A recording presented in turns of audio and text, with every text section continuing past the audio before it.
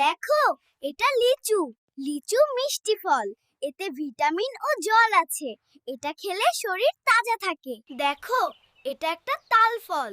তাল ফল মিষ্টি। এতে জল ও ভিটামিন থাকে এবং গরমে শরীর ঠান্ডা রাখে। দেখো, এইটা একটা ডালিম। ডালিম রসালো ও লাল বীজে ভরা। এটা রক্ত বাড়ায় এবং শরীরকে সতেজ রাখে। দেখো, এটা একটা বড়ই। বড়ই টক মিষ্টি ফল।